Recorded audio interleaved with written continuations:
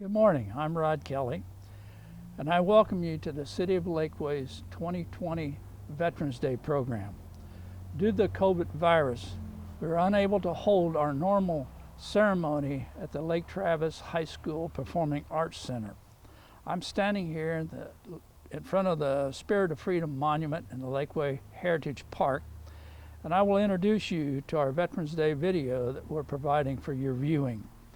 This program is sponsored by the City of Lakeway, teaming with the Lomans Ford chapter of the NSDAR and the Lake Travis Standing Military Committee, and our music provided by the Lakeway Sing-Along. The Lakeway Police provided the Honor Guard, and we also appreciate the talent of Jared Wise, the Director of Communication for Lakeway, in producing this video. Nancy Farage, Regent of the local chapter of the NSDAR, will lead the Pledge of Allegiance and place a wreath in honor of our fallen veterans. On Veterans Day, we honor all the men and women that have worn this nation's uniform. However, since the year 2020 is the 75th anniversary of the end of World War II, we're going to let you hear from some of our Lakeway World War II veterans throughout the main portion of this video. These veterans will explain how they entered the military, their service during the war, and where they were at the end of the war. Several also served in the Korean War. At the end of this video, you will get a close-up look at the World War II monument that is behind me here in the park with the names of over 500 Lakeway residents who were veterans of World War II. Many of these veterans played a significant role in development of the City of Lakeway in the years following the war. We sincerely thank you for joining us today in this tribute to honor military men and women.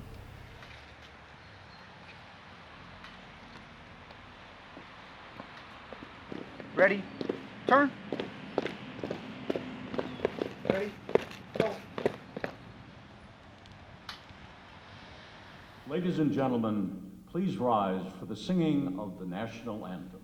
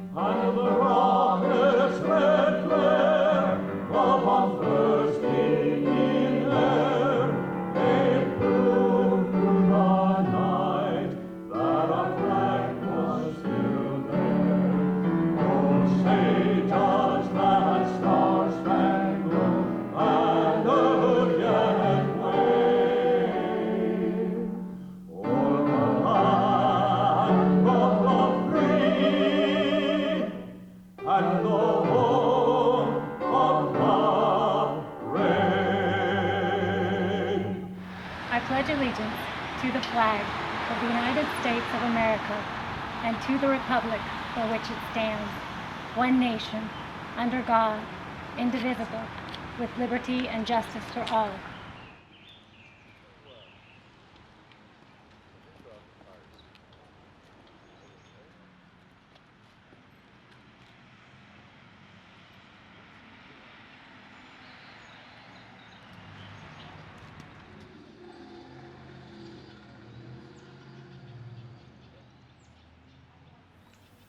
As a great historical event, it's the greatest thing in my life, of course.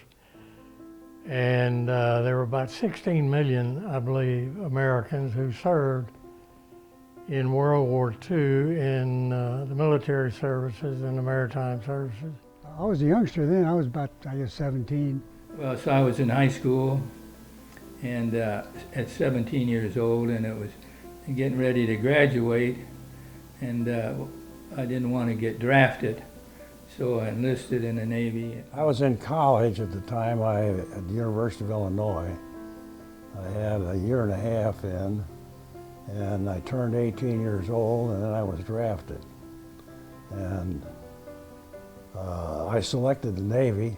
And at 17 and a half, when we signed for the draft, why, the draft man said that we were definitely, our whole class was going to be drafted into the Army as soon as we graduated high school. But I did take great pride in donning the uniform and taking the oath. I went out to the Philippines and served in headquarters for East Air Service Command in Manila. Manila, as you know, is one of the most badly damaged cities in World War II. I had a twin brother, and we joined the Navy together. We actually were gunners and radio operators for carrier aircraft. Basically, as an ordinary seaman, you're scrubbing the deck, cleaning things up, or pulling in ropes, letting out lines when you're docking. That was about it. Well, and to be truthful with you, I was the first pilot to learn to fly. I learned to solo in 8 hours, which was unbelievable because most guys take anywhere from 12 to 14 hours before they solo. And 8 hours I was out soloing, and the pilot instructor says, "Boy, you're going to be easy for me." I was sent to Navy Pier in Chicago after that 3 months. Navy Pier is a long pier, sticks out in the lake in downtown Chicago. And it was taken over by the Navy. And what was in there now was the secret equipment that the Navy had in radar and sonar. And both of these were relatively new at that time. And it was very hush-hush.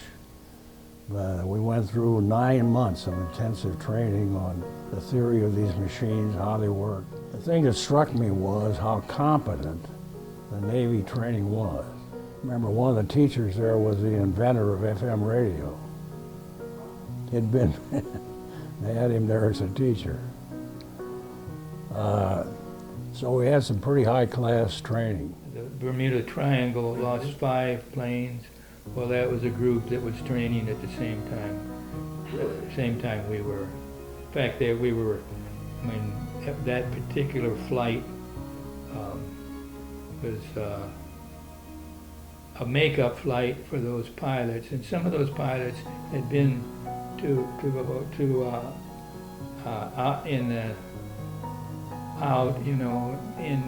combat, and were coming back and going through training again. The defeat of Germany sticks out more because I happened to be in downtown Chicago at the time, where there were a lot of crowds, you see. And when the Japanese surrendered, I was in a different position. I was actually in school, so it was not as noticeable. But it was a terrific celebration when Germany surrendered. In 45, of course, the full bird come in, or no, I'm sorry, the general came in. General came in, I can't think of his name. He came in, he says, "I want to let you know," he says, "you guys were restricted to the base as a top secret all this time."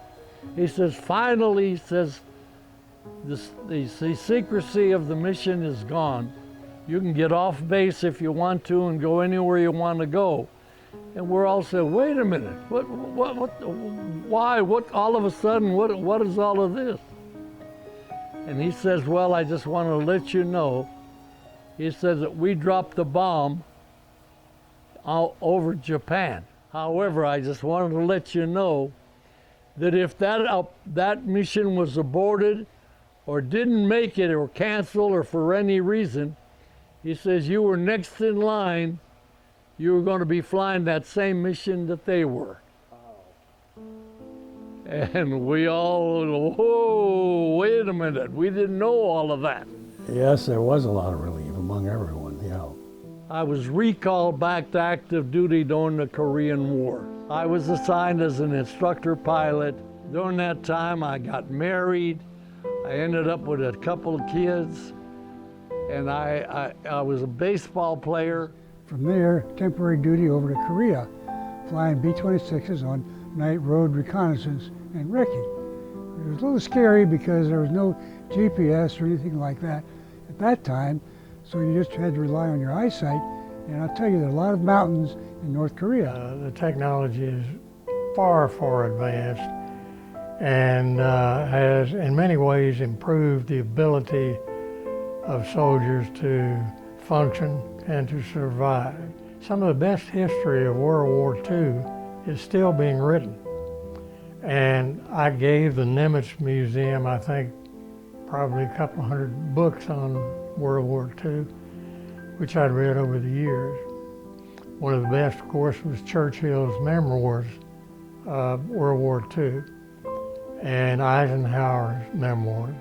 This generation is fading away. We're facing our final deployment. I never met a veteran I didn't like. And I think that the country should appreciate them and recognize the leadership that they provided. I'd like to say that thank you for your service, really.